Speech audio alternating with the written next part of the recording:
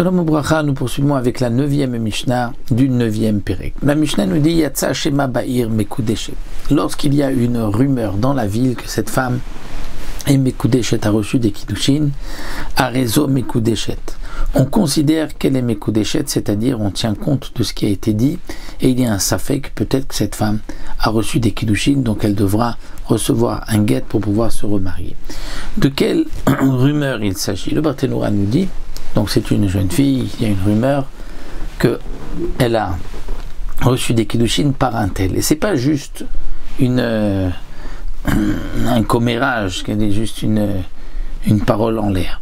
Mais c'est que on raconte qu'il y avait donc des nérotes allumées, des bougies, il y avait donc un festin préparé, des gens qui rentraient, qui sortaient pour dire un tel a été donc Mitkad Mekudeshet, a reçu des Kiddushin, donc dans ce cas-là, elle est Mekudeshet. De même, Megoreshet, Rezo Megoreshet. De même, si cette femme, dit le Barthénoura, sur laquelle il y a eu une rumeur qu'elle est Mekudeshet, et donc on lui a interdit de se remarier, on lui a dit tu peux te marier qu'avec cet homme-là ou divorcer de lui. Si ensuite il y a un deuxième col qui vient dire que cet homme-là l'a divorcé, elle est considérée comme Megoreshet, elle est permise à tout le monde, puisque le premier col a été brisé par le deuxième col, par la deuxième rumeur. Ubivat Shilo Isham Amatla, à condition qu'il n'y ait pas de Amatla. C'est quoi Amatla? C'est-à-dire qu'il n'y ait pas, avec le col des Kiddushin, des Yehushin, une raison qui pourrait faire que ceci brise le col. C'est-à-dire qu'il y a eu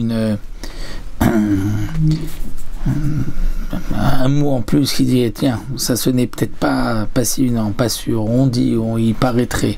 Donc lorsqu'il y a quelque chose qui nous ferait croire que non, que ce n'est pas vrai, dans ce cas-là on n'en tient pas compte. Et la Mishnah va nous expliquer tout de suite Ezoi Amatla. C'est quoi cette excuse? Si on dit Keresh Ishpon Yatishto Altnai, qu'un tel a divorcé sa femme mais sous condition. Donc puisqu'on rajoute son compte sous condition, cela montre que ce n'était peut-être pas si évident, pas si sûr. Donc on craint que peut-être la condition n'a pas été accomplie par exemple, et donc elle n'est pas divorcée, donc ça ne pourra pas casser la première rumeur. Zarak la Kiddushia, ça fait Karovla, ça fait Karovla. Ou bien, dans la première rumeur, on a dit il lui a jeté les Kiddushin, il y avait un doute, est-ce que c'est arrivé proche de lui ou proche d'elle? Donc est-ce que c'est considéré comme dans son domaine que les Khamim lui ont acquis, comme nous l'avons vu dans les Mishnayot précédentes, ou pas?